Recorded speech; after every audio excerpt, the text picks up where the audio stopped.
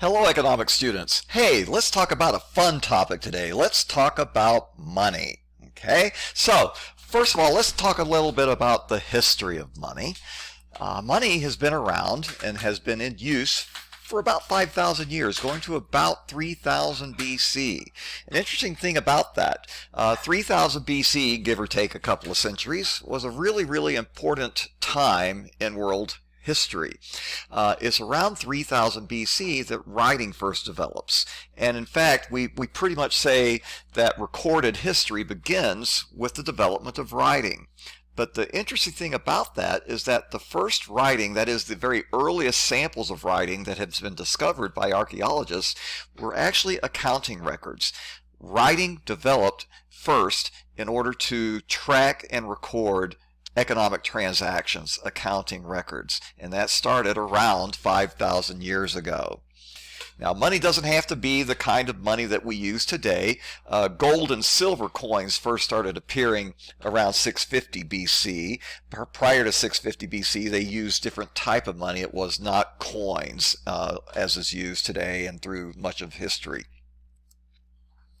Paper money didn't come about until around AD 1000, and China was the first country to use paper money.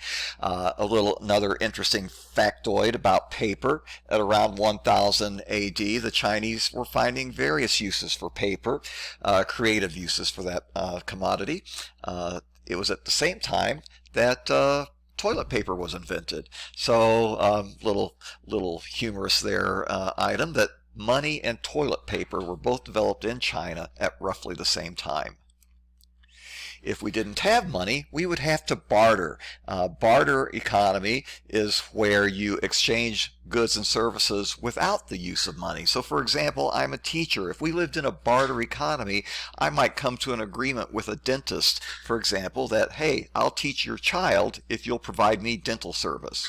Or I'll teach your child if you, Mr. Grocer, will provide me groceries. So that would be a barter economy. As you can imagine, in a complex economic system as we have here in the 21st century, a barter economy just would not work. But in more primitive societies, barter was a realistic way to engage in economic activity. Money doesn't have to be coins or paper bills. It can be anything that's accepted as payment for goods or services. So for example, here's some money that used to be used in the Pacific Islands, the South Sea Islands of the Pacific.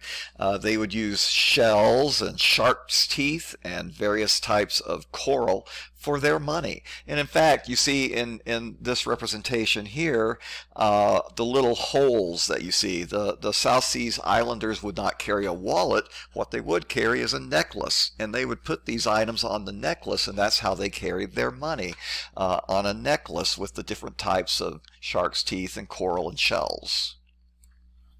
Here's another interesting type of money that was found in the United States up until about 100 years ago. This is called scrip. And scrip is basically a means to exchange your labor for goods and services. So if you read this scrip was put out by some coal mining companies. And up until about 100 years ago, a lot of the coal mining companies would not pay their employees in dollars. They would pay them in scrip that was worth a certain amount of dollars. And you could only use your scrip, your payment, in company-owned stores. Okay, the company-owned stores would not accept dollars. They forced you to buy in scrip. Now that's not legal anymore, and if you think about it, that would be a bad thing. Let's say that you were working in a coal mine and you went on strike for higher wages. The company might say, okay, we'll give you a 10% raise, go back to work. So you go back to work, you get a 10% raise, but then when you go into the company-owned store, every item in the store has just been increased in price by 10%. It would be a way to eliminate competition for your dollars if you were paid in scrip. So that is now no longer allowed. We talked about Adam Smith earlier this semester. Adam Smith said that money has become in all civilized nations the universal instrument of commerce, by which the intervention of which goods of all kinds are bought and sold or exchanged for one another. Basically what he's saying is money is the tool of commerce used in every civilized society today. And that's true today just as it was 250 years when Adam Smith said that. There are three functions of money. Money is a medium of exchange, so I give the store manager money, and in exchange he gives me a candy bar or a bag of chips or whatever. It's the medium of exchange. Without this medium of exchange, we'd have to engage in barter. That just doesn't make sense anymore in our complex society. Money is also a store of value. Okay, so what does that mean? I put money in the bank. I'm not using that money. That money is being stored for me for future use. A store of value. So when I put my money in the bank says, okay, Mr. Vaughn now has X number of dollars in storage for him to use whenever he wants to use it. It's also a measure of value. In other words, I can look at money and I can compare two different items to see which has greater value. Which has greater value, a Porsche or a Ford car? Well, I can determine which has the greater value by which has the greater price.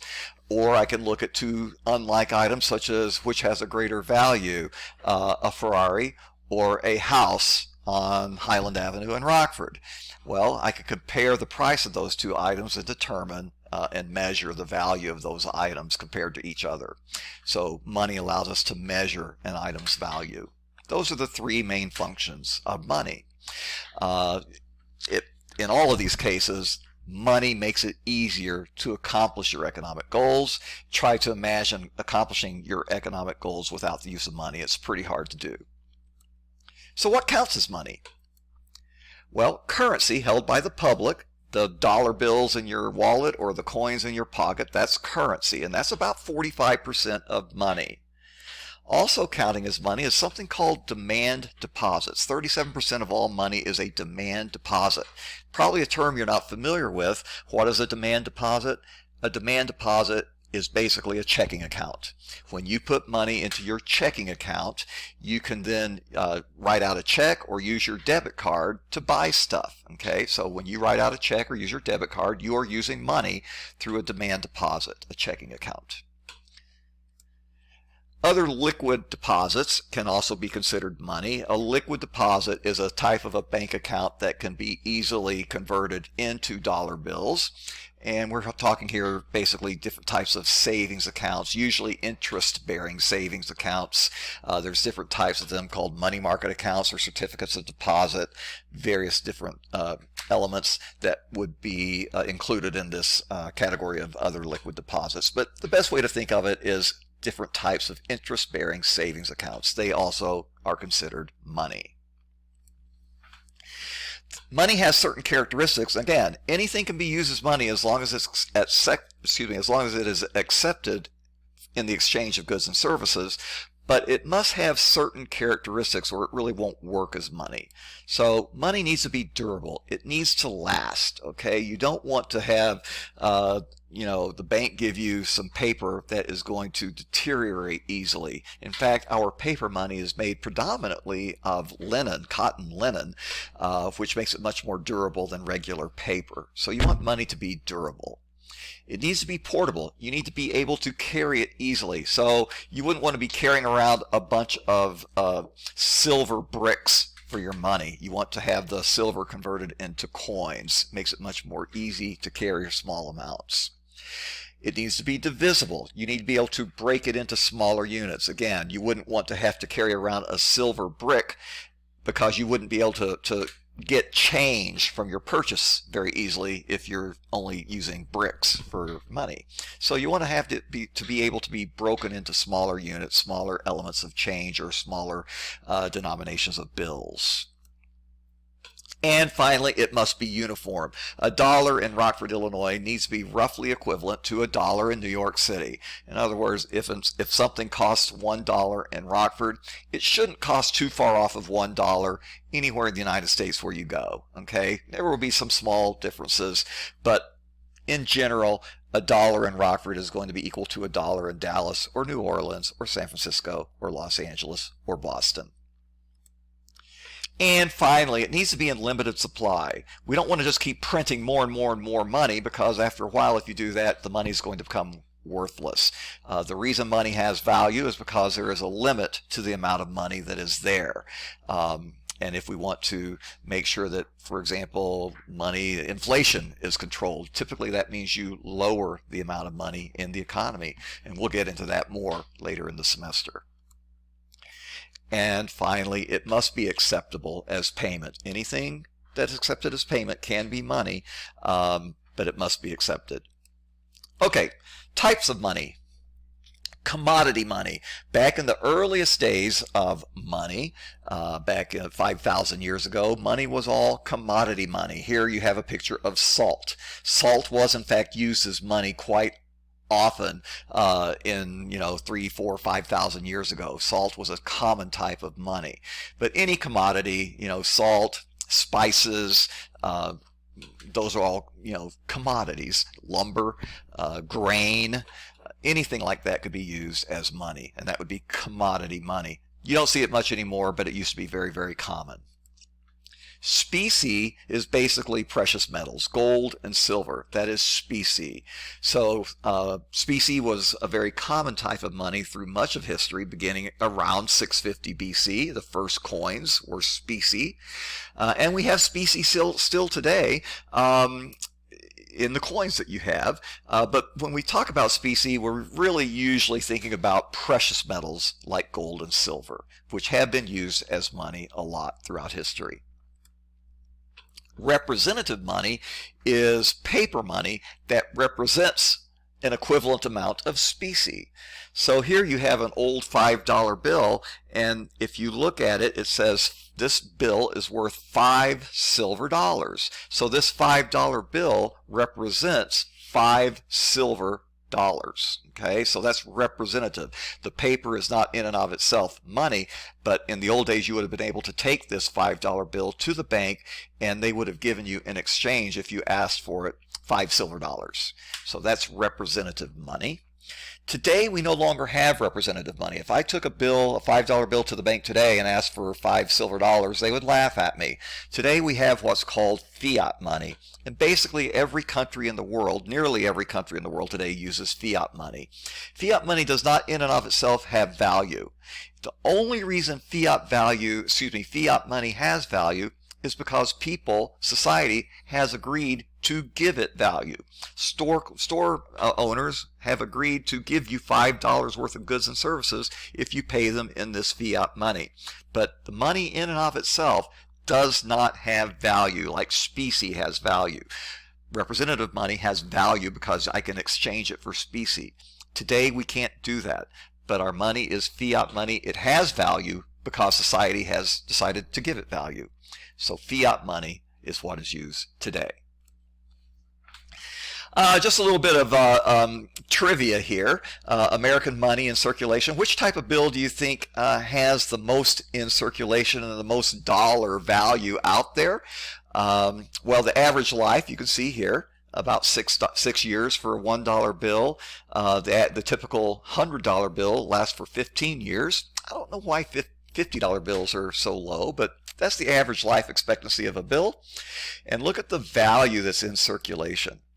Look at the $100 bill. So much more money in circulation is in $100 bills than any other denomination.